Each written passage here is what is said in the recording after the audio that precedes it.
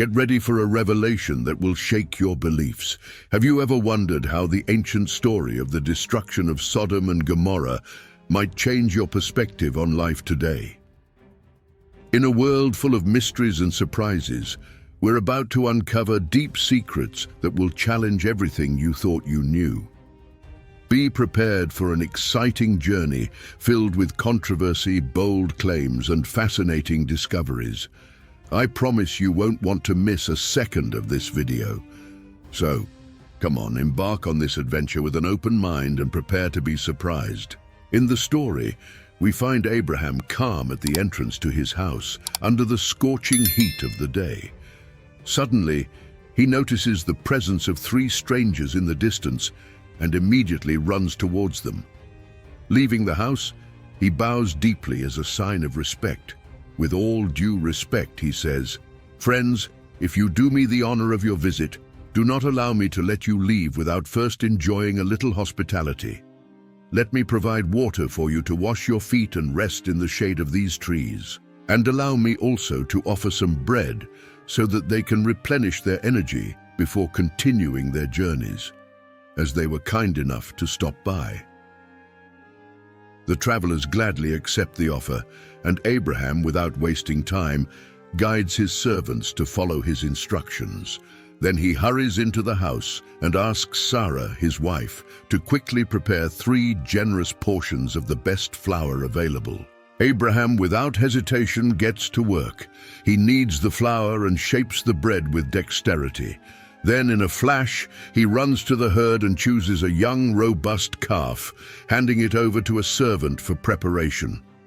Meanwhile, he provides fresh curds, milk, and the meat that was being cooked, and serves them all to visitors under the generous shade of the tree.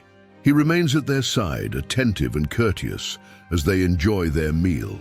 Soon the traveler's curiosity turns to Sarah, Abraham's wife. He promptly responds that she is in the tent. One of the visitors then makes a surprising statement. "Don't doubt, I will visit you again at the same time next year, and Sarah, your wife, will have a son."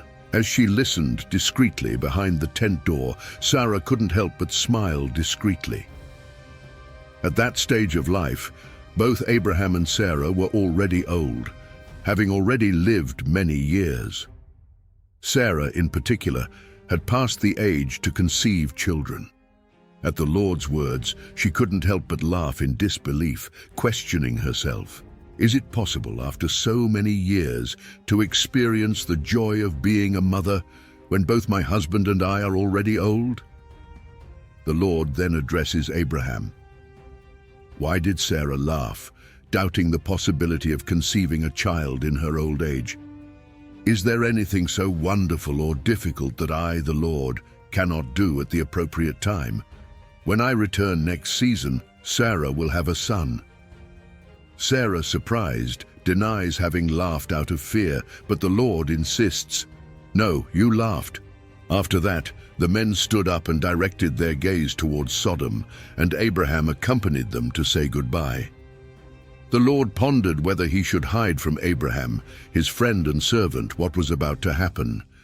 He considered that Abraham was destined to be the patriarch of a great nation, and that all the nations of the earth would be blessed through him.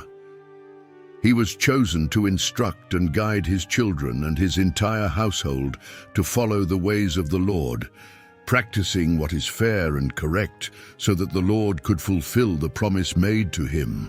Then, the Lord revealed that the outcry against Sodom and Gomorrah was immense, and that the sin committed by them was extremely serious. He decided to go down personally and assess whether the actions of the inhabitants of these cities were really as bad as the outcry that had reached him indicated. If they weren't, he would know. With that, the 2 men left towards Sodom, while Abraham remained before the Lord. Abraham approached and asked, "Would it be possible for you to destroy the city without sparing the 50 righteous who live in it? Surely you would not act like that, treating the righteous and the wicked equally, destroying both. Shouldn't the judge of the whole earth proceed fairly?" To this, the Lord agreed.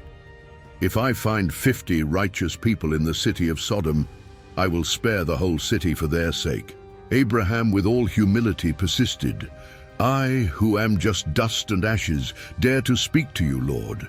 And if there are only 5 left to complete the 50 righteous, would you still destroy the entire city because of these 5?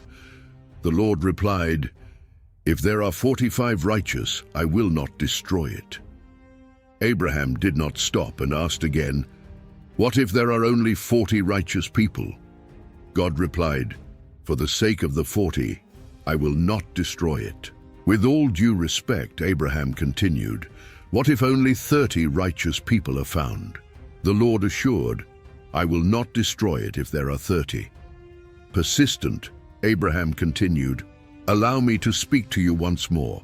What if there are only 20 righteous people?" The Lord assured, "For the sake of the 20, I will not destroy the city." Finally, Abraham respectfully asked to speak one last time. "What if only 10 righteous people are found?" God replied, "For the sake of the 10, I will not destroy the city."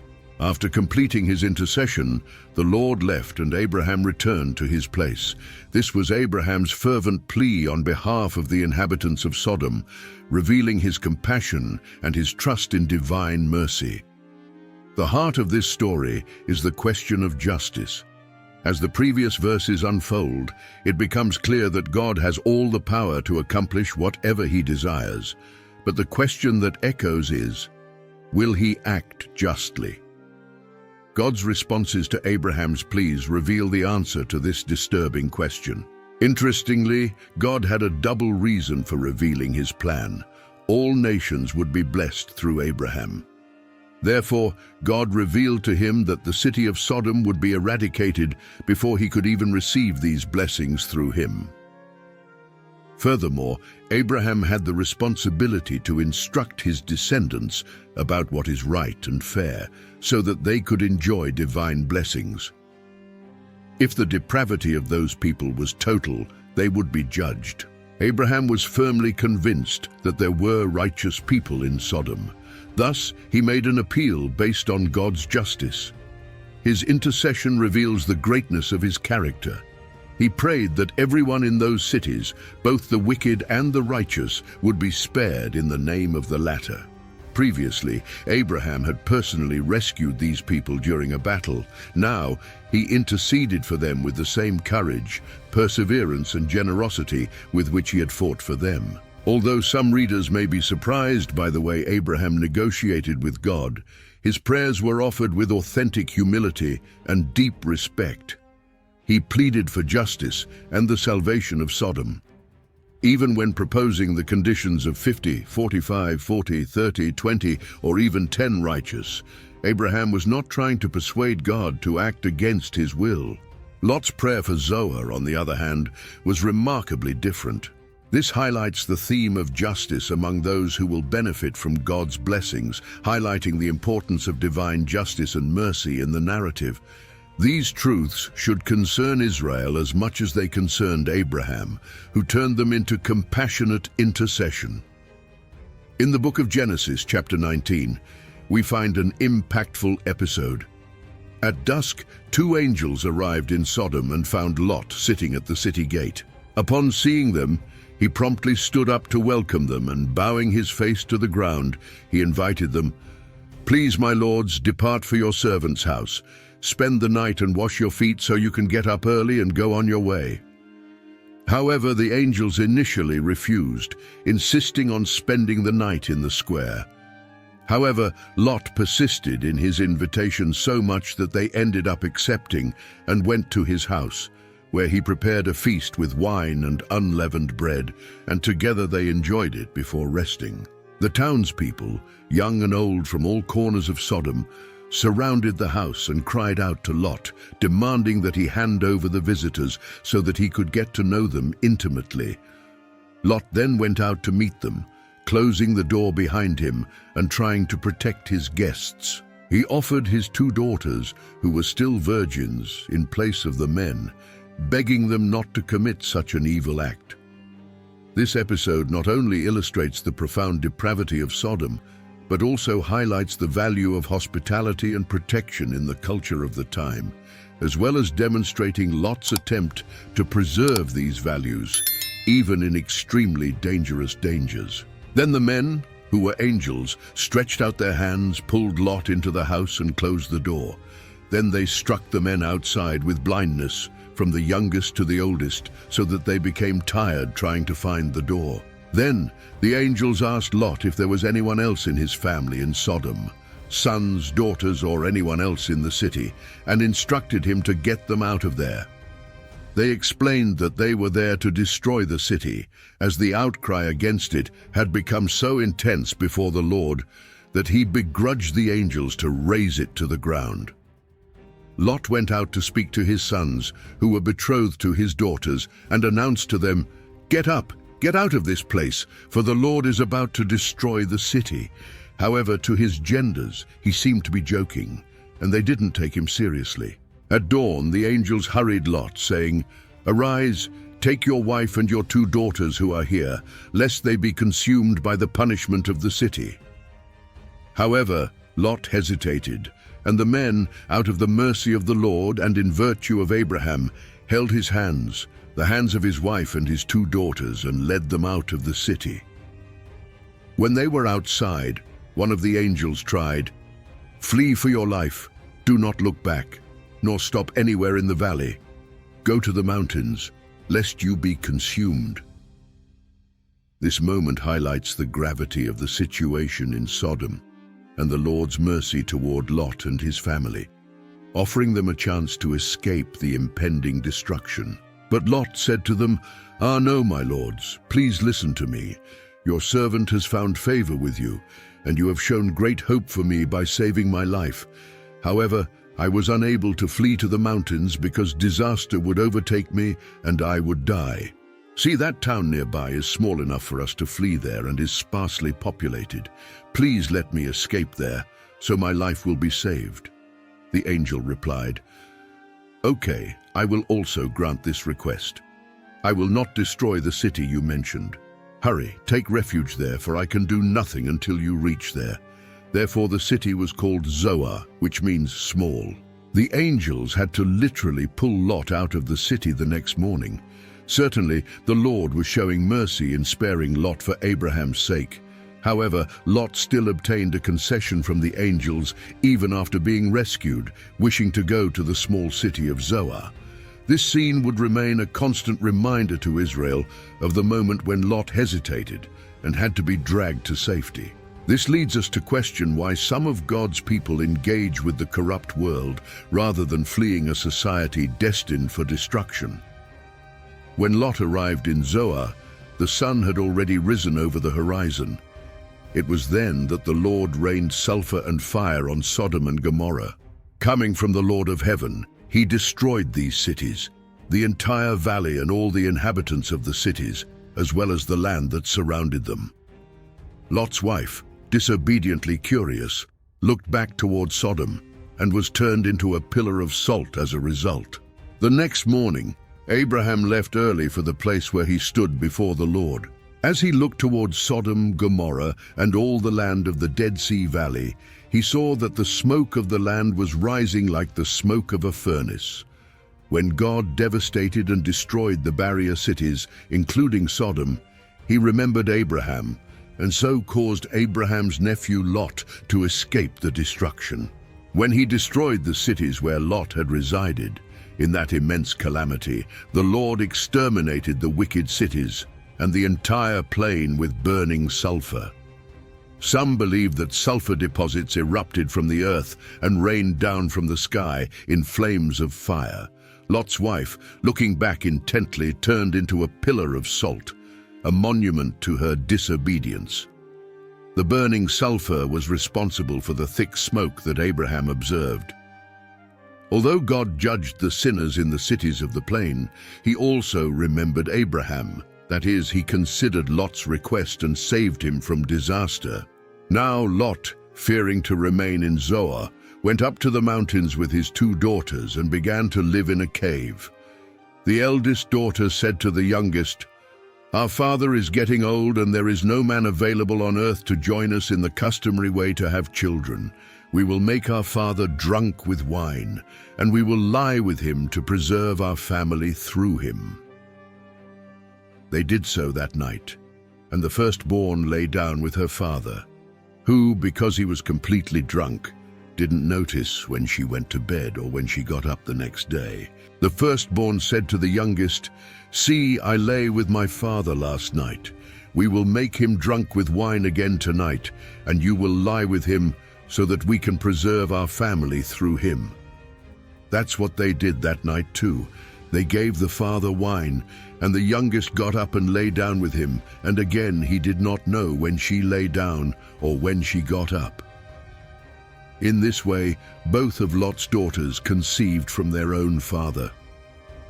The firstborn gave birth to a son and named him Moab, which means from the father, and he is the ancestor of the Moabites to this day. The youngest also gave birth to a son and named him Ben-Ami, which means son of my relative, and he is the ancestor of the Ammonites to this day. This final narrative records the incident with Lot's two daughters in a cave in the mountains. Lot feared fleeing to the mountains and initially took refuge in Zoar.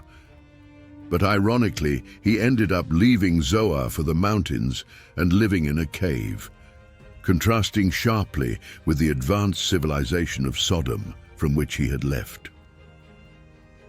Thinking their chances of remarrying were slim, the two daughters, whose fiancés were killed, took turns getting their father drunk to have sex with him. Their acts of incest show the influence of Sodom on them.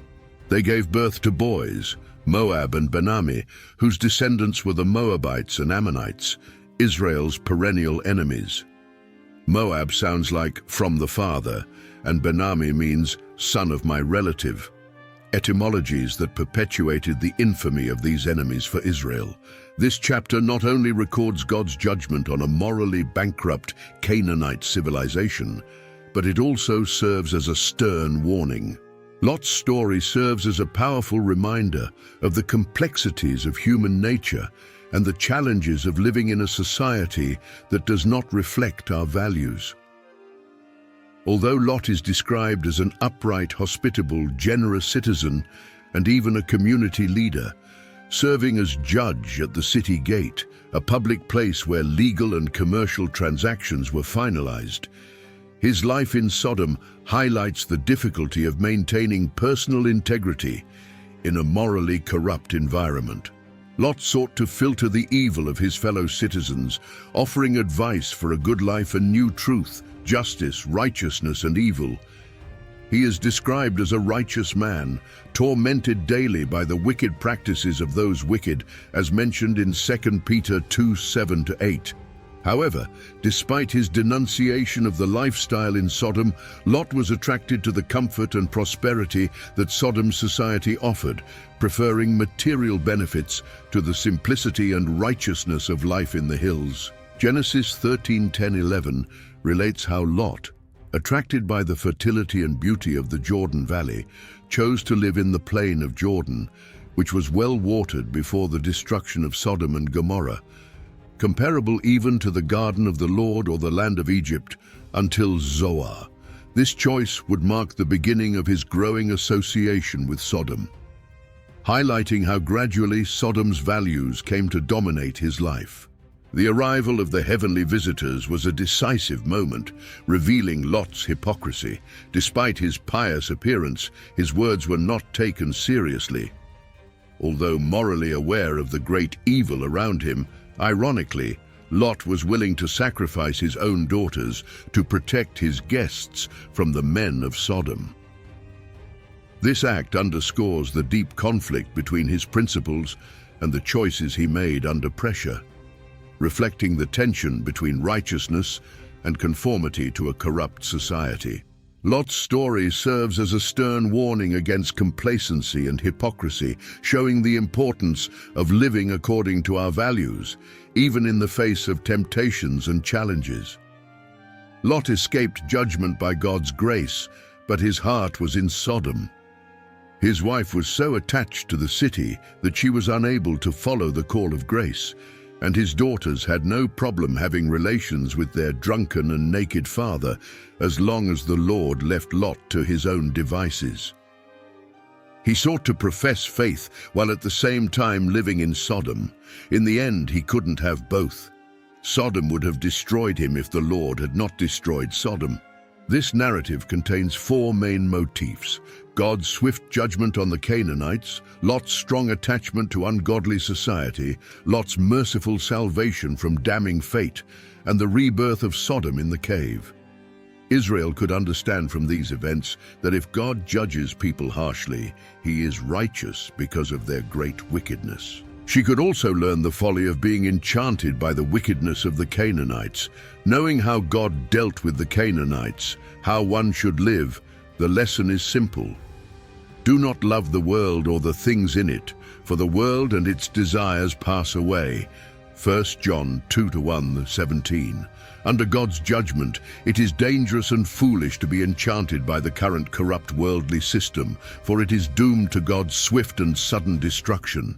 When speaking to his disciples about a coming time of great destruction, Jesus mentioned what happened to Lot's wife and the destruction of Sodom and Gomorrah. Remember Lot's wife, he said.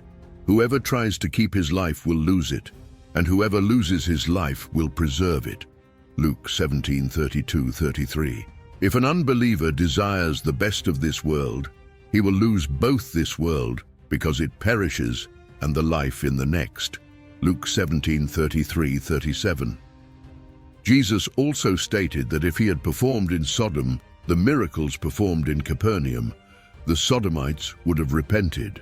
Matthew 11:23, indicating that God judges based on knowledge and that sinners will face a greater punishment than physical destruction. Was he intrigued by what he saw? Don't miss the opportunity to explore more exclusive content from our channel. Follow, like, comment, and share to continue receiving powerful insights. We look forward to seeing you in the next videos. Until then,